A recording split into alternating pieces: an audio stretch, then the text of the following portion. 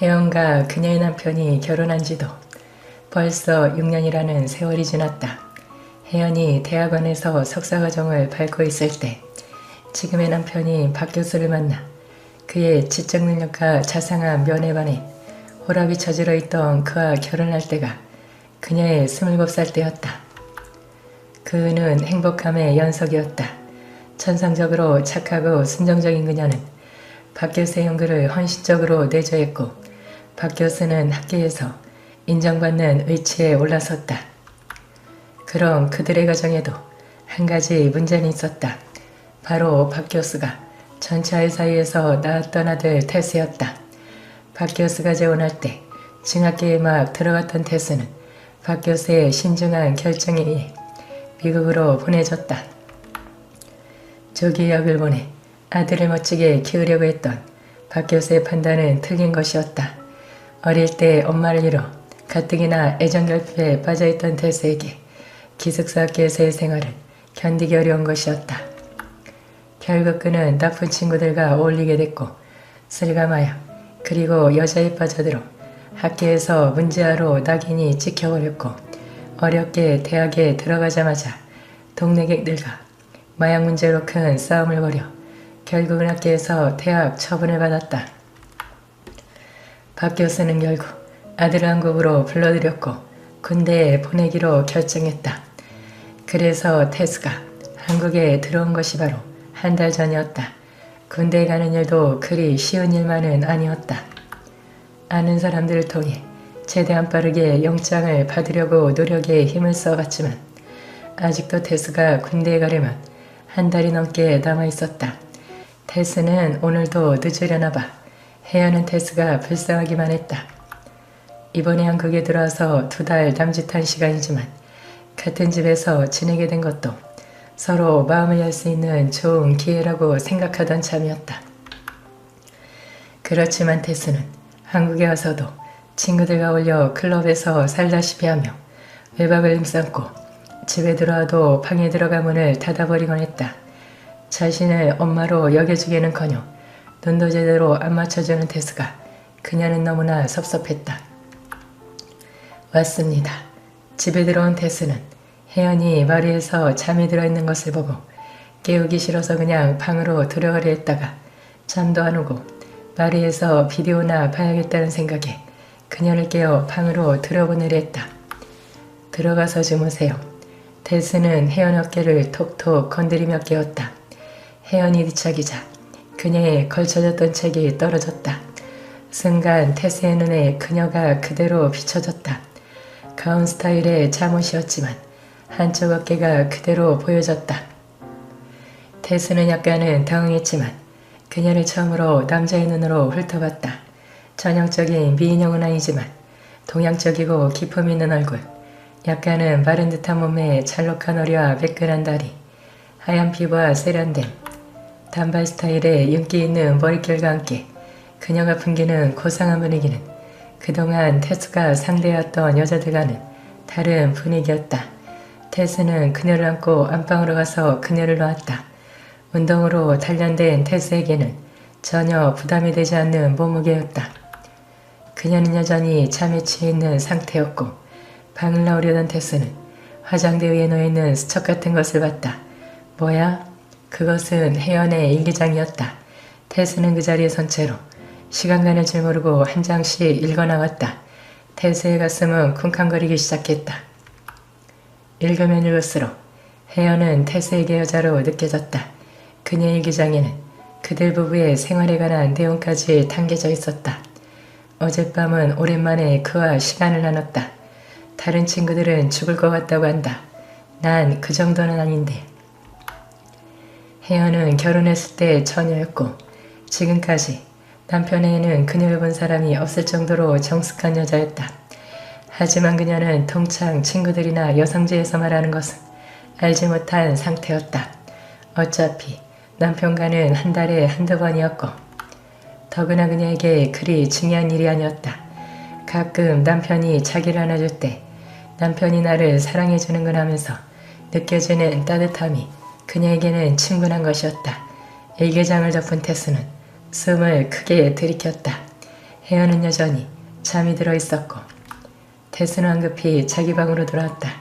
여자로서는 처음 보게 된 새엄마 일기장에 적혀있는 그녀의 생각들은 20살의 태수에게 너무나 큰 충격이었다. 그때 방문 밖에서 그녀의 목소리가 들렸다. 태수 들어왔니? 태수는 이불만 덮고 그녀를 맞았다. 주무시길래 아빠는요? 응, 태수가 날 방에 들여다놨구나. 고마워, 깜빡했지 뭐니. 아빠는 오늘 못 들어오신대. 뭐 먹었니? 하긴 벌써 12시가 다 돼가는데 먹었겠구나. 예, 저 마실 것 좀 갖다 주실래요? 그래, 주스? 예. 혜연이 부엌으로 나가자 태수는 미칠 것만 같았다. 그때 혜연이 돌아왔다. 주스가 있는 줄 알았더니 콜라밖에 없네. 괜찮지? 거기 책상 위에 놔주실래요? 방 안에 은은하게 퍼지는 그녀의 향기. 태수는 참을 수가 없었다. 에라 모르겠다. 태수는 일어나 그녀에게 다가갔다. 돌아선 혜연은 다가오는 태수를 보고 소스라치게 놀랐다. 태수야, 지금 뭐하는 거야? 그런 후 혜연은 황급히 일어나 도망치듯 방을 나섰다. 혜연은 평소보다 늦게 잠에서 깨어났다. 악몽에 시달렸는지 이마에 땀이 송글송글 맺혀있다. 잊어버리고 있던 어젯밤의 순간순간이 머릿속을 스쳐 지나갔다.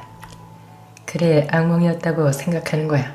태수가 어제는 술이 취해서 지금쯤은 걔도 힘들어하고 있을 거야. 혜연은 집에서 입는 원피스를 입고 마루로 나왔다. 태수는 어디 갔는지 집에 없었다. 어떻게 대해야 할지 어려웠던 혜연은 오히려 잘됐다고 생각했다. 혜연은 평소와 다름없는 집안일 하면서 하루를 보냈다. 저녁 준비를 하고 있을 때쯤에 남편에게 전화가 올려왔다. 여보, 미안해서 어쩌지? 오늘도 연구실에서 밤을 새야 할 것 같은데. 네, 미안해. 그 대신 내일은 일찍 들어갈 수 있을 거야. 태수는? 남편이 태수를 물어보자 혜연은 갑자기 당했다. 태수는 나가고 없어요. 그 녀석 잘 좀 챙겨줘. 얼마 있으면 군대 가잖아. 예. 남편과 통화를 끝낸 혜연은 멍하니 소파에 앉아 있었다. 오늘 밤도 태수와 둘이 있게 되었다. 어떻게 그 애를 대해야 할지 도무지 생각이 나지 않았다. 아기를 재우고 난 뒤 혜연은 침실로 들어가 문을 걸어 잠갔다. 이러고 싶지 않았지만 혹시 태수가 또 이상한 마음을 먹을지 모르는 일이었다. 어느샌가 잠이 들어버린 혜연은 누군가를 느끼고 눈을 떴다. 태수야? 눈을 뜬 혜연 옆에 걸터 앉아있는 것은 바로 태수였다. 너 어떻게 들어왔니? 내가 저런 거 하나 못할 것 같아? 태수의 말투는 거의 비웃음에 가까웠다. 미국에서 안 해본 짓이 없는 태수에게 가정집 방문 따는 것쯤은 아무 일도 아니었다. 태수야, 우리 얘기 좀 해. 얘기도 해야지. 어땠어? 혜연은 수치심에 얼굴이 달아오름을 느끼며 어쩔 줄을 몰라 했다. 너 그게 무슨 소리니? 당장 나가지 못해? 어제 일은 없었던 걸로 할 테니까 당장 그만둬. 그래? 어제 무슨 일이 있었는데? 태수의 뻔뻔한 태도에 혜연은 말문이 막혔다. 그런 후 태수가 나가고 난 뒤 혜연은 얼굴에 눈물을 흘리며 자신의 음탕함을 원망해야만 했다. 안녕하세요. 저는 40대 주부입니다. 제 남편에겐 남동생이 한 명 있어요. 결혼 전부터 들은 바론 집에만 있다 사람을 만나지 않는다는 게 다였어요. 히키코모리인가 싶었는데 역시 나더라고요. 결혼한 지 10년이 지나도록 시동생은 미혼이었고 다행히 주식 투자의 귀재라서 재산은 꽤 있는 편이었습니다. 제가 들은 바로만 몇백억 부자라고 하더라고요. 그런데도 시어머니는 늘 시동생을 걱정하셨어요. 얘 어디 또 중매설 사람 없니? 지난 10년 저도 할 만큼 했습니다. 제가 정말 좋아하던 대학 후배부터 지인의 지인들까지 중매 자리를 매번 마다한 건 시동생이었고 시어머니의 설득으로 겨우 나가서도 말 한마디 안 하는 바람에 매번 중매를 선 저만 욕을 먹었거든요. 어머니도 아시잖아요. 저 도련님 중매 섰다가 친구 다 잃었어요. 아휴, 쟤 어떡하면 좋니? 누군가 들으면 수백억 자산가인데 결혼 안 하는 게 뭐 큰 대수냐고 하겠지만 시동생의 생활 방식은 단명하기 딱 좋아 보였습니다. 밤낮 바뀐 채 생활하는 것은 기본, 먹는 것도 시어머니나 제가 챙겨다 주는 반찬은 죄다 썩혔고 늘 배달 음식만 먹더라고요. 그러니 살은 살대로 찌고 건강은 나빠지고 아무리 수백억 자산 가면 뭐해요. 사람 사는 것처럼 살질 않는데. 그렇게 걱정이 늘어가던 어느 날 시어머니가 황급히 절 부르시는 거예요. 예, 얼른 우리 집으로 좀 와봐. 시댁과 저희 집은 같은 아파트 다른 동이었어요. 아이들이 태어나면서 시어머니 도움이 종종 필요해서 이사를 온 거였는데 덕분에 위급한 상황에 도움을 많이 받았죠. 그런데 시어머니께서 그렇게 연락이 온 건 처음이었거든요. 전 무슨 일이 난 건가 싶어 급히 시댁으로 달려갔습니다. 그런데 시댁에 도착해보니 웬 예쁘장한 아가씨가 와 있는 거예요.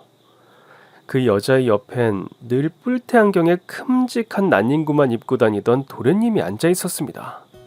그땐 어쩐 일로 난닝구 위에 체크 셔츠를 입고 있더라고요. 예쁘장한 그 아가씨가 저에게 인사를 했습니다. 어머, 안녕하세요. 말씀 많이 들었어요. 형수님이시라고. 전 너무 놀라서 시어머니와 그 여자를 번갈아 보며 물었어요. 설마 도련님 여자친구예요? 제가 눈이 튀어나올 듯이 놀라자 시어머니는 웃음을 터뜨리시더라고요. 그래, 맞아. 나도 얼마나 놀랐는지. 갑자기 누굴 좀 데려오겠다길래 아니 얘가 웬일로 제 집 밖을 다 나오나 했는데 글쎄 이렇게 예쁘장한 아가씨를 데려왔지 뭐냐. 어머, 도련님 축하드려요. 시동생은 수줍게 웃으며 머리를 긁적였습니다. 솔직히 좀 많이 놀랐어요. 비만의 몸을 가진 히키코모리인 시동생에게 너무나 그림같이 예쁜 여자친구가 생긴 거예요.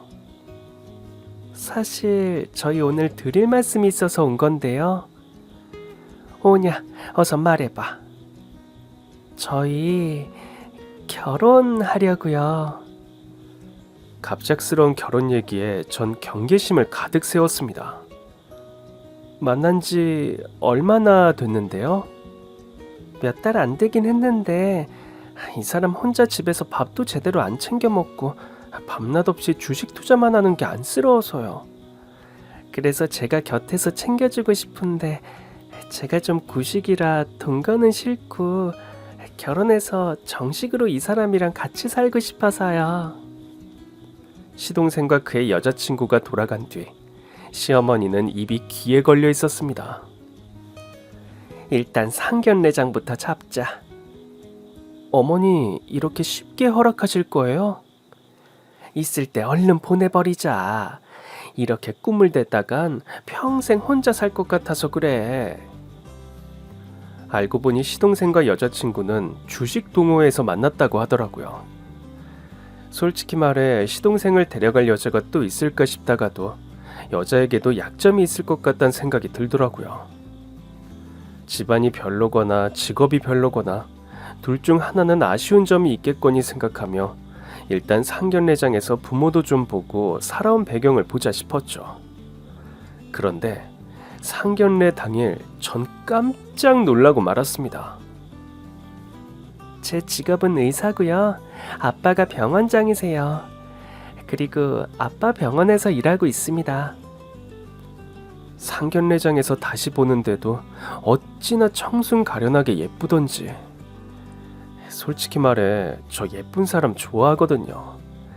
제가 인물이 별로여서 그래도 시동생 신부감이니까 더 눈을 부릅뜨고 흠을 찾아보자 싶었죠. 그러나 예비 동서는 능력 있지, 외모 좋지, 사교성까지 뛰어난 말 그대로 완벽한 여자였습니다. 형님, 이제 형님이라고 불러도 되죠? 시간 되실 때 오셔서 비타민 주사도 좀 맞으시고 혹시 필요하신 시술 있으시면 언제든 말씀해 주세요. 딱 보기엔 필요한 시술은 없어 보이지만 요즘 성형은 자기 만족이잖아요. 예비 동서는 성형외과 의사였는데 제가 원하는 시술을 물어보는 등 외모 콤플렉스가 있는 제 가려운 곳을 기분 나쁘지 않게 잘도 긁어주었죠. 혹시 동서도 성형한 거야? 예비 동서는 아버지가 성형외과 의사니 동서에겐 아버지와 은우님이 같은 사람일 수도 있겠다 싶어 물었어요. 네, 살짝씩 손은 봤어요. 그러면서 옛날 사진을 보여주는데 솔직히 말해 어릴 때부터 예뻤더라고요. 그럼에도 자기도 조금씩 손을 봤다며 저에게 비밀을 공유하는데 자꾸만 마음이 열리는 거예요. 그날 이후 전 거울을 보면서 어딜 좀 고치면 좋을까 고민하기 시작했어요. 일단 시동생 결혼 후에 동서에게 상담을 좀 받아봐야겠다 싶더라고요. 상견례장의 분위기는 화기애애했습니다. 이렇게 예쁘고 능력 있는 따님을 부족한 우리 아들에게 주셔서 감사합니다. 아유, 무슨 말씀이세요? 능력이 대단하던데요? 주식 투자의 대가라고 불린다면서요. 저희 딸이 외모는 예쁘장한데 연애를 할 줄 몰라요. 그래서 안 그래도 늘 걱정이었는데 아드님 덕분에 걱정을 덜었습니다. 우리 김서방이야 뭐 일밖에 모르는 사람이니 바람을 피울 사람 같지도 않고 그냥 믿고 맡기려고요. 어머, 사부인, 그런 걱정은 하지도 마세요. 얘야말로 정말 여자 하나 모르고 산 쑥맥 그 자체입니다. 아주 똑같은 애들끼리 잘 만났네요.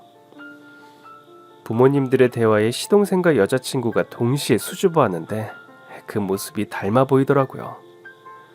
외모는 달라 보여도 비슷한 사람끼리 만난 건가 보다 싶어 신기했습니다. 시동생 돈 많겠다. 예비 동선에도 의사 집안이겠다. 결혼식은 성대하게 준비됐습니다. 여차여차한 형식은 다 생략하기로 했음에도 동서는 시부모님은 물론 저와 남편의 것까지 예단비를 넉넉하게 해서 보내왔어요. 저희 부부 것까지 너무 많이 보냈기에 연락을 했죠. 동서, 예단비를 뭘 이렇게 많이 보내. 우리 것도 1,000,000원이라며 너무 많다. 형님, 한 번 받으시는 건데 받으시고 예쁜 옷 입고 와주세요. 드릴 수 있어서 드리는 건데 부담 가지실 거 없어요. 그렇게 동서의 진두지휘 아래 결혼식은 최고급 호텔에서 진행됐습니다. 저희 쪽 하객은 히키코모리였던 시동생보단 주로 시부모님과 저희 부부의 손님이었어요.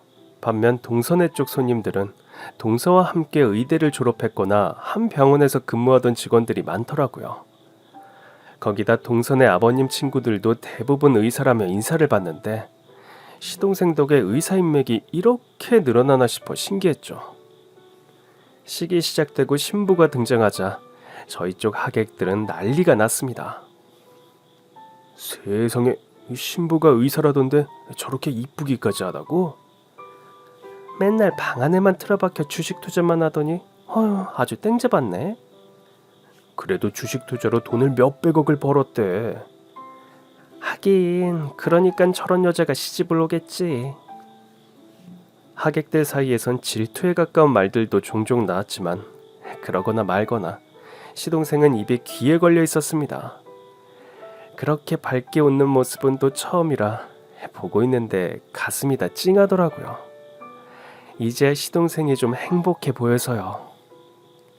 시동생 부부의 결혼식은 모든 게 다 최고급이어서 식사도 어찌나 맛있던지 하객들도 모두 기분 좋게 식사를 하고 돌아갔습니다. 신혼여행도 꽤 길게 해외로 간다기에 내심 부럽더라고요.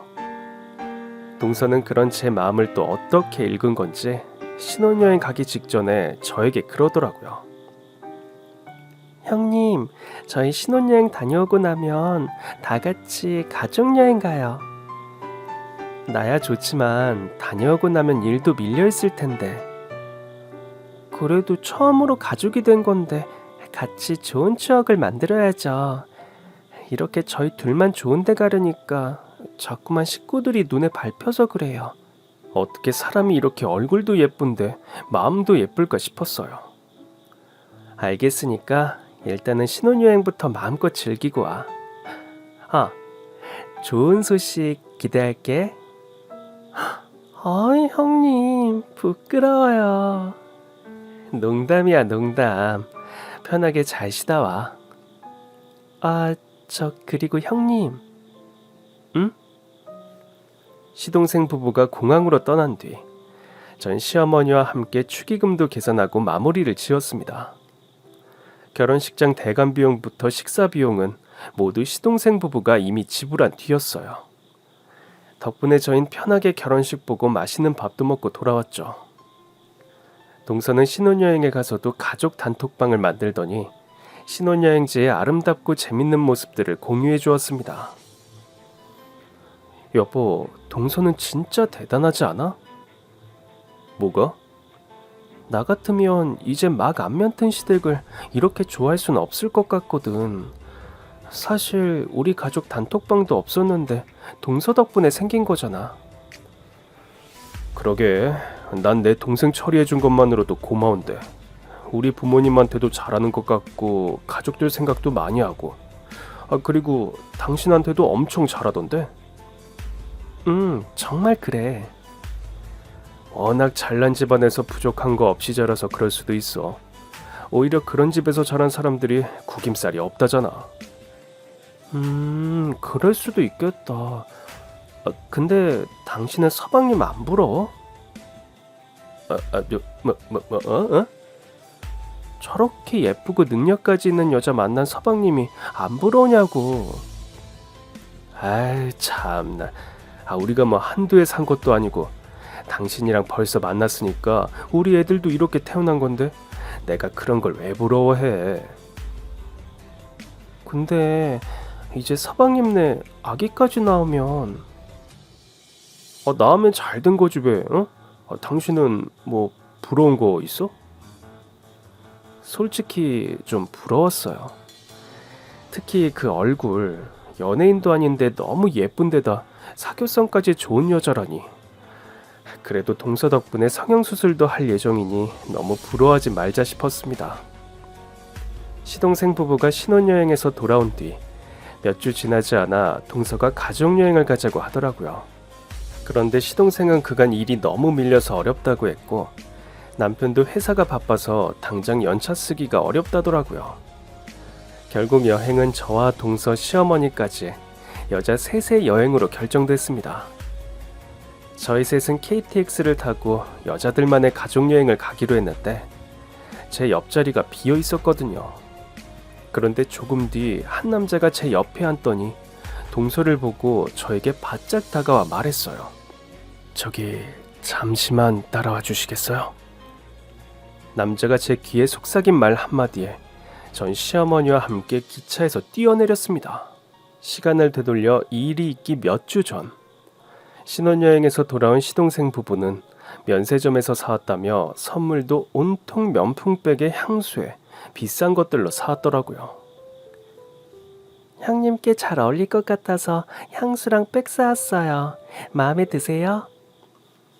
마음에 들다마다 이렇게 비싼 건 내 돈 주곤 절대 못 사. 앞으로는 제가 종종 사드릴게요. 아니야. 이것만으로도 충분해. 저 진심이에요. 제가 외동이잖아요. 그래서 늘 언니가 있으면 좋겠다고 생각했거든요. 그렇게 말해주는 것만으로도 정말 고마워. 저와 동서는 급속도로 친해졌고 여행 가자는 동서의 말에 전 바로 좋다고 했습니다. 마침 동서네가 예단비도 잔뜩 남아있었으니까요. 그럼 기차표는 내가 끊을게. 동서가 준 예단비 아직도 많이 남았어. 형님, 기차표 제가 벌써 끊었어요. 뭐? 또 동서가 샀다고? 형님, 저희 이제 가족이잖아요. 누가 사면 어때요? 그래도 매번 받기만 해서 어떡해. 기차표는 내가 사고 싶었는데. 동서가 벌써 숙소며 마사지며 다 예약해놨다며. 그런 건 당연히 막내가 해야죠. 이번이 첫 우리 집안 여자들의 가족여행인데. 동서는 스스로를 막내라고 칭했지만 사실상 리더나 다름이 없었습니다. 가족여행 계획도 척척 세우고 미리 결제도 다 해둔 거 있죠. 그러면 여행 다녀와서 내가 동서네 병원으로 갈게. 내가 이 예단비의 일부라도 꼭 동서 병원에서 사용해야 마음이 편할 것 같아. 형님, 무슨 말씀을 그렇게 섭섭하게 하세요? 형님은 무조건 공짜예요. 그건 진짜 안 되지. 동서 직장이고 사돈어른 병원인데. 그러니까 공짜라는 거예요. 저희 병원 잘하기로 유명해요. 제가 여행 다녀온 뒤에 꼭 모시고 갈게요. 내가 정말 동서한테 무슨 말을 못하겠어. 무조건 다 해준다고 하니까. 저 진심이에요. 어떤 시술 받고 싶으신지 잘 생각해 두세요. 제가 상담도 직접 해드리고 시술도 직접 해드릴게요. 싹싹한 동서로 인해 가족여행은 신속히 준비됐습니다. 물론 남편과 시동생은 일이 많아서 함께 가지 못했어요. 덕분에 우린 여자 셋의 가족여행을 떠날 수 있었죠. 무거운 캐리어를 들고 끙끙거리며 집을 나섰는데 동서가 차를 가지고 와 있더라고요. 형님, 제가 짐 실어드릴게요. 동서는 이미 시어머니까지 모시고 왔더라고요. 차가 얼마나 크고 좋던지 동서 덕에 편하게 KTX역까지 갈 수 있었습니다. 열차에 타보니 동서가 예매한 자리가 두 자리씩 마주보게끔 된 자리더라고요. 덕분에 마주보고 앉아 작은 목소리로 수다를 떨며 갈 수 있었어요. 참 센스도 좋은 여자다 싶었죠. 동서는 시어머니 옆에 딱 앉아서 입안의 혀처럼 비위를 잘 맞췄습니다. 덕분에 전 옆자리도 비어있겠다 편하게 갈 수 있었죠. 그나저나 내 옆자리는 예매를 안 한 건가? 제가 아까 자리 확인하려고 보니까 누가 예매했던데요? 그래? 그럼 다른 역에서 타나 보다. 이후 말이 떨어지기가 무섭게 제 옆자리에 한 남자가 앉더라고요. 그런데 그 남자가 자꾸만 동서를 흘끗거리는 거예요. 뭐 동서가 워낙 예쁘니까 첫눈에 반한 건가 싶었죠. 행여 이상한 수작이라도 걸면 혼쭐을 내주려고 했는데 그 남자의 입이 향한 곳은 제 귀였습니다. 저기 잠시만 따라와 주시겠어요? 생각지도 못한 상황에 전 너무 놀랐습니다. 예? 제가 놀라자 동서와 시어머니도 저와 그 남자를 봤습니다. 남잔 수줍게 미소를 짓더니 그러는 거예요. 다름이 아니라 제가 아까 오는 길에 저쪽에서 뭘 봤는데 사모님 것 같아서요. 그래요? 어디예요? 전 깜짝 놀랐습니다. 설마 신분증이나 카드를 떨어뜨린 건가 싶어 주머니에서 지갑을 꺼내며 남자를 따라갔어요. 그래봤자 열차 아닌데 뭐 별일이 있을 리 없잖아요. 그래서 일단 따라가긴 한 건데 남자가 다음 칸으로 가는 문을 열더니 저에게 아주 작은 소리로 속삭이더라고요. 이쪽으로 오시죠. 그 순간 분위기가 좀 이상하더라고요. 저기 그 물건이 어디에 있는 건지 말씀을 해주셔야. 이쪽으로 와보시면 압니다. 뭔가 이상했지만 일단 따라갔습니다. 제가 문을 닫자 남자는 다음 칸으로 가는 문을 열지 않고 절 돌아봤어요. 죄송합니다. 사모님이 떨어뜨리신 물건은 없어요. 네? 근데 왜 거짓말을 하신 거예요?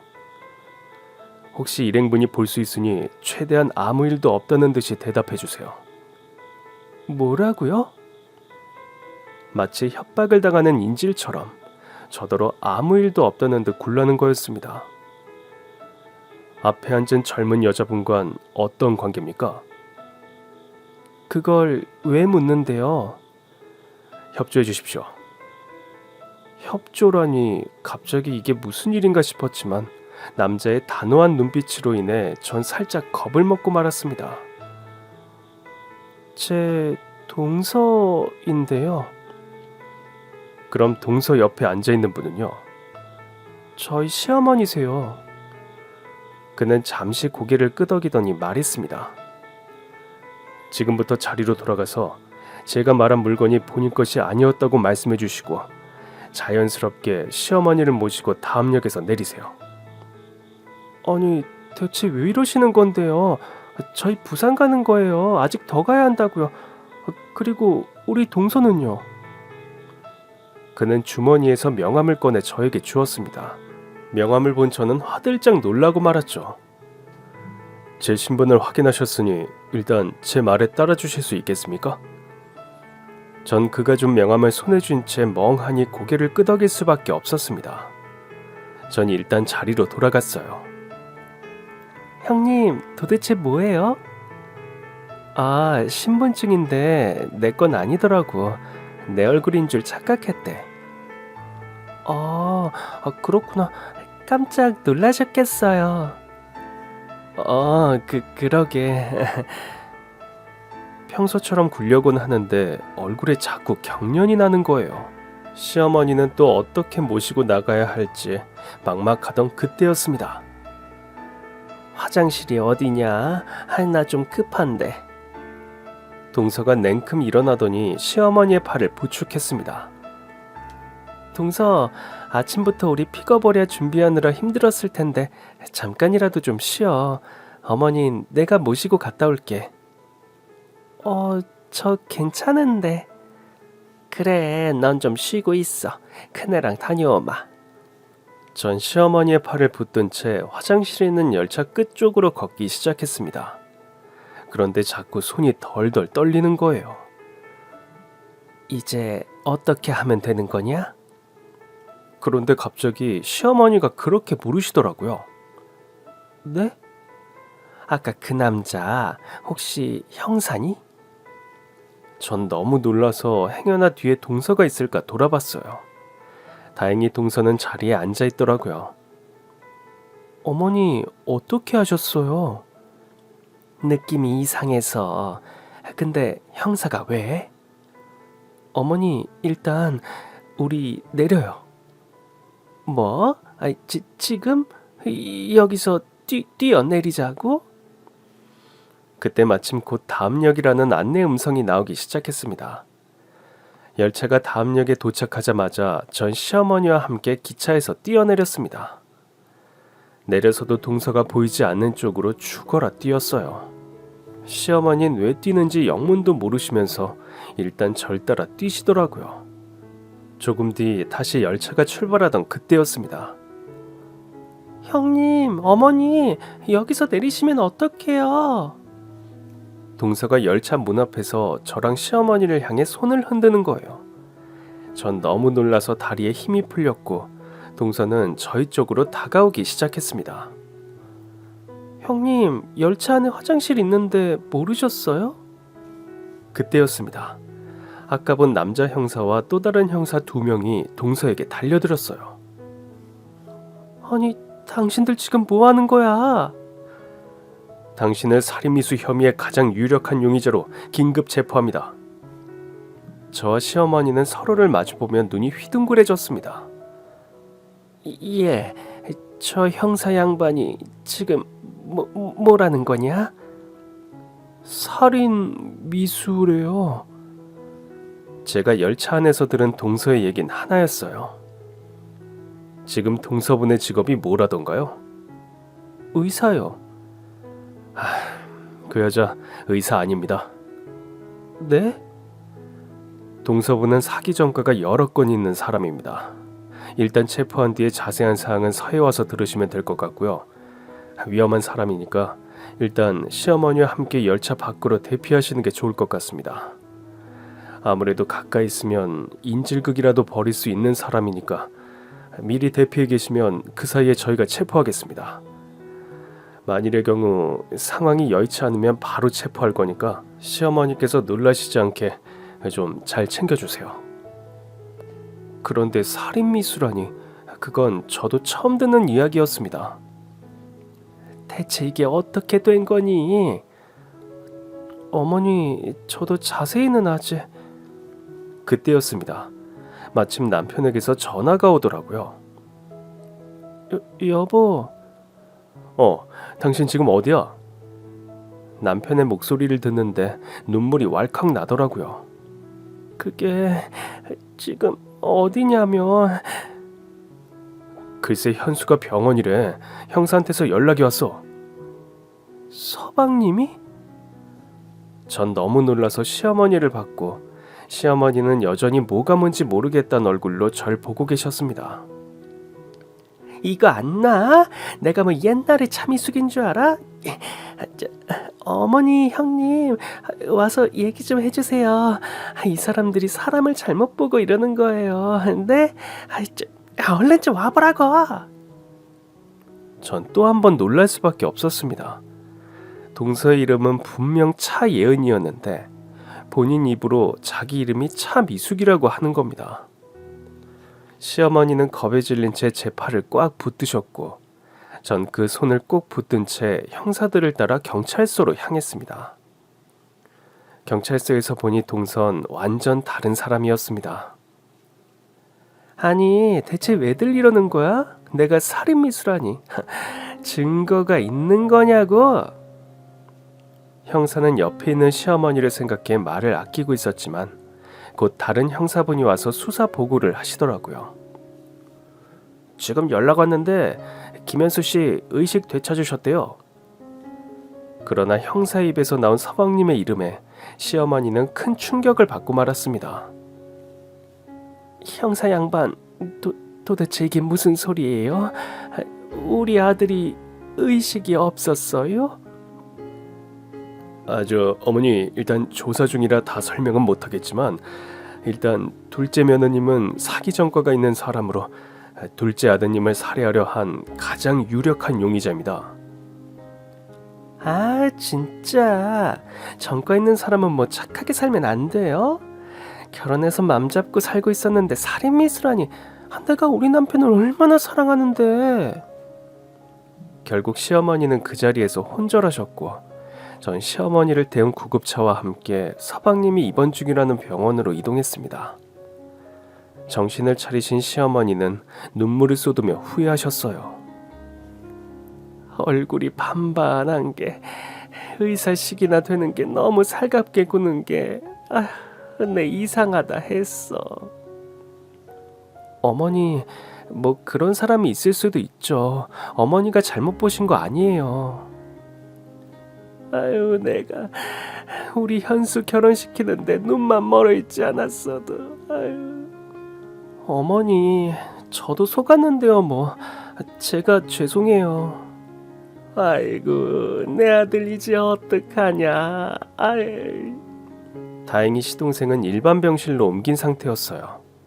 어머니 깨어난 아들을 보고 그나마 안도하셨고 그간의 이야기를 시동생을 통해 들을 수 있었습니다. 어젯밤에 갑자기 어지럽더니 잠이 든 것 같아.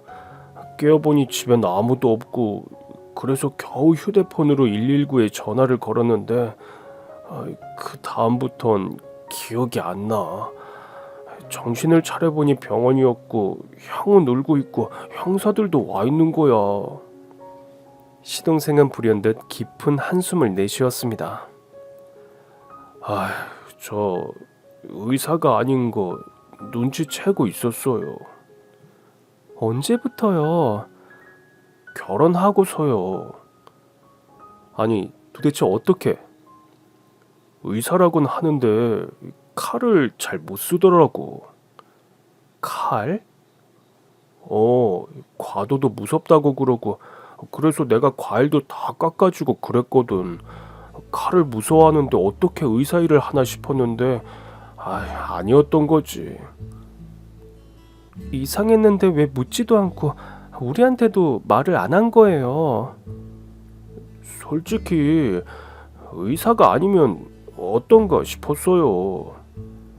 그건 아니죠. 그건 서방님을 속인 거잖아요. 그냥 아내만 아닌가 보다 했어요. 아버님은 진짜인 줄 알았죠. 근데 그러니까 그 아버님도 가짜라는 거죠? 시동생은 아직도 뭐가 뭔지 완벽히 파악이 안 되는 눈치더라고요. 동서를 너무 사랑했던 탓에 더 그런 것 같았습니다. 동서 병원 이름은 알고 있었어요? 지방에 있는 큰 성형외과라고만 알고 있었어요. 뭐라고요? 강남이나 압구정이 아니고요? 네, 아버님께서 지방도시가 고향이라 거기서 병원을 시작하셨는데 너무 잘 된다고 들었어요. 가본 적도 없고요? 네, 솔직히 관심이 없었어서. 아우, 듣고 있자니 정말 속이 터질 지경이더라고요. 이럴 줄 알았으면 제가 더 빨리 병원에 좀 가볼 걸 그랬어요. 당신이 성형외과는 왜? 동서가 나 성형하고 싶으면 시켜준다고 했거든. 뭐? 처음부터 모든 게 너무 순탄하게 흘러간다고 생각은 했지만 이렇게까지 말도 안 되는 결혼이었을 줄이야. 시어머니는 옆에서 눈물을 훔치셨습니다. 내가 미안하다. 내가 더 신중하게 결정했어야 했어. 엄마, 내가 미안하지. 내가 미안해. 울지 마세요. 시동생은 한동안 말을 잇지 못하더니 저에게 물었습니다. 근데 형수님, 그 사람은 지금 어디 있어요? 경찰서예요.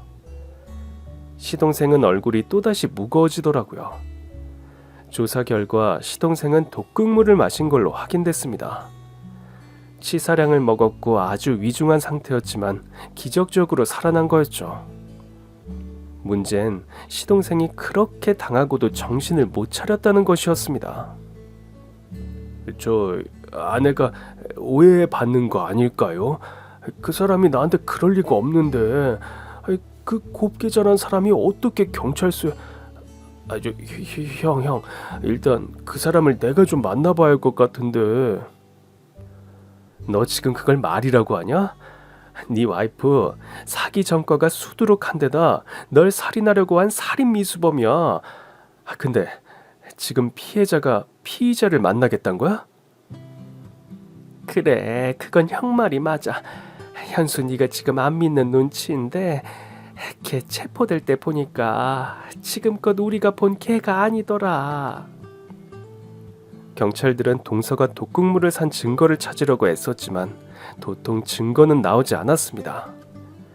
의사 노릇을 했던 가짜 아버지를 찾게 되면서 사기죄를 성립됐지만 살인미수는 증거가 불충분했어요. 이대로라면 재판에 넘어가도 큰 벌을 받긴 어렵겠다 싶던 차였습니다. 서방님이 몸을 회복해 퇴원했고 저흰 서방님에게 이혼 절차를 밟자고 설득하던 중이었어요. 그때 담당 형사에게서 연락이 온 겁니다. 아무래도 공범이 있는 것 같습니다. 네? 공범이 약물을 구입하는 CCTV가 발견됐고 공범이 동서분에게 약물을 전달한 CCTV도 확보됐습니다. 그 공범이 누군데요? 아무래도 상간남인 것 같습니다. 네? 이제 겨우 서방님에게 이혼부터 하자고 말을 꺼낸 참이었는데 우릴 기다리고 있던 소식은 차마 입에 담기 어려운 내용이었습니다. 얼마 후 형사가 시동생을 찾아왔어요. 미리 연락을 받은 터라 저도 그 자리에 함께 있었고요. 일단 아내분은 남편분의 재산을 노리고 접근한 게 맞고요. 원래 직업은 흔히 말하는 꽃뱀입니다. 그냥 잘못 걸리신 거죠. 전부터 이런 사기를 꽤 쳤고 이혼 경력도 좀 있던데 혹시 아예 모르셨나요? 전혀 몰랐습니다. 아유, 요즘 세상이 이렇게 순진하셔야. 이런 사기가 얼마나 많은데요. 주식 동호회에서 만났다던데 맞습니까? 네. 어떻게 접근했나요? 온라인 동호회였던 것 같은데. 주식 배우고 싶다고 글을 올렸는데 너무 예뻐서 제가 먼저 댓글을 남겼습니다. 그리고요. 그랬더니 제가 어떻게 주식으로 돈을 불렸는지 궁금해하길래 사실대로 알려줬습니다. 그러니까 본인의 자산 상황을 다 말씀해 주신 거고요. 네. 아휴, 그럼 뭐 접근할 대상을 고르기도 쉬웠겠네요. 그리고 아내분, 아니, 그 피의자 공범인 남자도 처음 보시나요? 형사는 시동생에게 공범의 사진을 보여주었습니다. 네, 전혀요. 처음 보는 사람입니다. 이 사람이 상간남입니다. 예? 사실 저희 부부는 시동생에게 차마 동서에게 상간남이 있었고 그 상간남이 공범이란 얘기는 하지 못했거든요. 혹시 형수님이 말씀 안 해주셨나 봐요? 형사가 절 보며 묻는데 전 고개를 끄덕였습니다. 상간남이 있었다니 이게 무슨 소리예요? 시동생은 절 보며 물었습니다. 저도 형사님께 듣고 알았어요. 서방님한테 먹인 독극물을 산 증거가 없었는데 그 상간남이 사서 동서한테 줬다고. 형사 만나기 전 공범이 있었던 것 같다고 말은 전했지만 차마 그 남자가 동서의 상간남이란 소리가 안 나오더라고요. 서방님이 여전히 동서에게 미련이 있다는 걸 알고 있어서 더 그랬습니다. 제 얘기를 들은 시동생은 예상대로 얼굴이 새하얗게 질려선 그 후로 말이 없었습니다. 조사에 협조해 주셔서 감사합니다. 안 그래도 제가 남편분 만나서 사과라도 하겠냐고 물었더니 싫다고 하네요. 그냥 이혼 서류 가지고 오시랍니다. 도장 찍어준다고. 정말이지 기가 차더군요. 누가 누구한테 이혼하라 말라 하는 건지. 형사가 돌아간 뒤 전 시동생에게 미리 뽑아둔 이혼 서류를 내밀었습니다. 시동생, 이제 그만 서류 작성하는 게 어떨까요? 시동생은 한동안 그 서류를 가만히 보다가 결국 펜을 들어 작성하기 시작했습니다. 그 모습을 보고 있는데 속이 후련하긴커녕 고구마 100개 먹은 것처럼 갑갑하기만 하더라고요. 결국 동서와 상간남은 구치소에 갇혔습니다. 전 도저히 못 참겠어서 구치소로 면회를 갔죠. 우리 처음 보죠? 제가 면회하러 간 쪽은 동서가 아니라 상간남 쪽이었어요. 처음 뵙네요. 근데 무슨 일이요? 무슨 일이냐뇨. 우리 서방님을 죽이려고 했으면서. 전 억울합니다. 뭐라고요? 전 그냥 걔가 사다 달라는 거 사다 준 것 뿐이에요. 난 또 처음 보는 여자가 왔다길래 궁금해서 나와본 건데 똥 밟았네.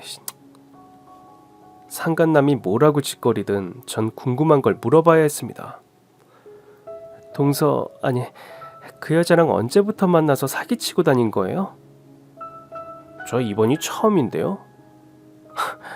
그 말을 지금 저보고 믿으라고요? 그럼 아니란 증거 있습니까? 그렇게 되묻는데 진짜 할 말이 없더라고요. 경찰 조사에 따르면 상간남의 말은 사실이었습니다. 전에도 여러 남자의 재산을 탈취할 목적으로 접근했었고 바로 직전 남편에게도 독극물을 먹였다가 무죄로 풀려났었더라고요. 단 그때는 상간남이 범인으로 지목된 모양이었습니다만 그 상간남은 지금도 감옥에 있었고요. 그러니 이 남자는 그 남자일 수가 없었죠. 나도 진짜 억울해요. 저런 년 만나서 완전 똥 밟았다니까. 내가 양아치긴 해도 살인자는 아니라고. 나도 여자 잘못 만나서 이렇게 된 거라니까. 나이도 어려 보이는 놈이 이젠 아예 반말까지 하더라고요. 상간남과의 면회를 마친 뒤 전 그 여자에게도 갔습니다. 안 나올 줄 알았는데 참 뻔뻔하게도 그 자리에 나오더라고요. 뻔뻔하게 아무렇지도 않은 낯짝으로 나왔네. 그러는 형님은 왜 찾아왔는데요? 돌변한 동서의 모습을 보는데 괜히 왔다 싶더라고요. 궁금한 게 있어서 왔어. 저도 일말에 미안한 마음이 있어서 나왔어요. 일말? 일말이면 안 되지 않나? 사람을 죽이려고 해놓고? 제가 그렇게 되물으니 셀쭉한 얼굴로 팔짱을 끼더라고요. 궁금한 거 있다며 얼른 물어보고 가요. 적반하장의 태도에 열불이 났지만 꾹 참았습니다. 화장기 없는 얼굴을 보니 아휴, 이제야 자기 나이처럼 보이더라고요. 경찰한테 들은 게 맞네. 얼굴이 제대로 사갔어. 그쪽 나보다 언니죠? 제가 약 올리며 묻자 눈에서 레이저가 나올 기세더라고요. 아, 이미 알 거 아냐. 알고 보니 이 여자 우리 가족에게 나이도 속였더라고요. 20대 후반이라고 하더니 알고 보니 저보다도 나이가 많은 40대 중반의 여자였습니다. 서방님도 알고 있었어? 혼인신고할 때 알았지. 그래도 그 남자 나 안 버리던데? 나이 많은 게 뭐 죄라고 버렸겠어. 그런데 우리 가족한텐 사실대로 말 안 했네. 그게 궁금해서 온 거야? 대수롭지 않은 거라며. 대수롭지 않은 거랑 속이는 건 다르지.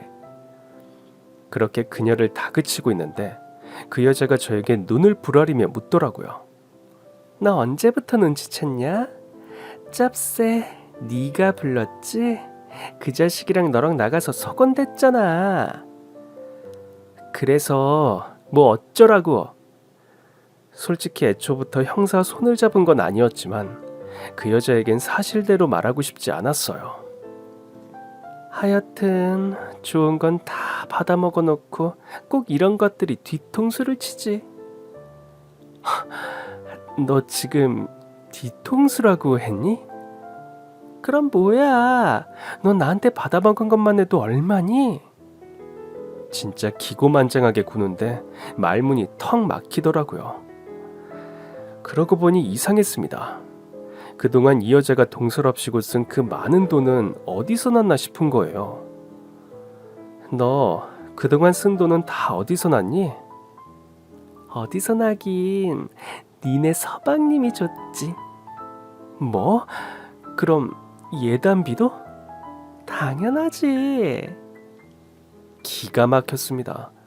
도대체 어떻게 된 건가 싶었지만 그날 그 여자에게 면회를 간 건 다른 용건이 있어서였습니다. 조만간 변호사 통해서 이혼 서류 보낼 거야. 잔말 말고 사인해. 어이가 없네. 내가 먼저 해준다고 했잖아. 네가 뭔데 하라 말아야. 이건 서방님이 결정한 거야. 그 바보가 날 버릴 수 있대? 아무리 바보라도 자기를 죽이려고 한 여자랑은 같이 못 살지 않겠니? 생각 좀 해. 마지막으로 궁금한 건 그 상간남의 말이 사실인가 하는 것이었습니다. 상간남, 자긴 네가 사다 달라는 것만 사다 줬는데 사실이야? 제가 궁금해하는 기색을 보이자 그 여자 의자에 등을 기대더니 턱을 쳐들고 그러는 거예요. 나이도 깎겠다. 언니라고 불러봐. 그럼 알려줄게. 기가 차서 그냥 돌아 나오려던 그때였습니다. 넌 아직도 사기꾼 말을 믿니? 다 그 자식이 설계한 거야.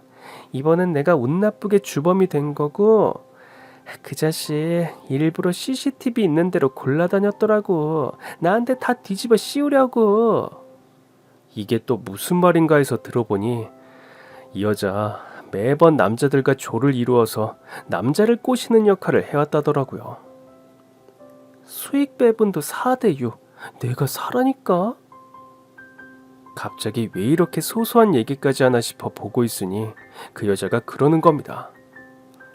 그러니까 재판 때 증언 좀 해줘요. 난 진심으로 남편 사랑했으니까 선처 좀 바란다고. 전 어이가 없었죠. 그리고 한땐 그저 좋은 동서인 줄 알았던 그 여자에게 말했습니다. 이봐요, 내가 아직도 사기꾼 말을 믿을 것 같아? 그 여잔 넋이 나간 표정을 짓더라고요. 전 그 말을 마지막으로 접견 장소를 빠져나왔습니다. 어쩜 저런 모습을 감쪽같이 감춘 채 사람 좋은 척을 해왔던 건지 소름이 끼치더라고요. 마지막까지도 자신을 진짜 동서로 여겼던 제 마음을 이용하려는 모습에 정말이지 남은 일말의 정도 다 떨어졌습니다. 전 집으로 가는 대신 시댁으로 갔어요. 서방님이 시댁에서 몸조리를 하고 있었거든요. 시댁에 도착했더니 시어머니가 걱정스러운 얼굴로 말씀하시더라고요. 오늘 한 번도 방 안에서 나오질 않는다. 식사는요? 방에서 먹었어. 전 안 되겠다 싶어 서방님이 있는 방문을 두드렸습니다. 서방님, 저랑 얘기 좀 해요. 그리곤 방문을 벌컥 열었더니 서방님이 암막 커튼까지 쳐놓고 우두커니 고개를 숙이고 앉아있는 거예요. 저 오늘 그 여자 만나고 왔어요. 동서 얘기를 하자 그제야 고개를 들더라고요. 정말이냐? 아니, 왜 만나고 왔어? 어느새 시어머니도 제 뒤에 와서 얘기를 듣고 계시더라고요. 이혼 서류 곧 보낸다고 말했고요. 근데 그 여자한테 듣자 하니까 그동안 그 여자가 쓴 돈이 다 서방님이 준 돈이라는데 이거 사실이에요? 네, 아버님이 당장 현금이 부족하다고 불려주면 갚는다고 하셔서요. 시어머니는 목덜미를 붙잡으셨습니다.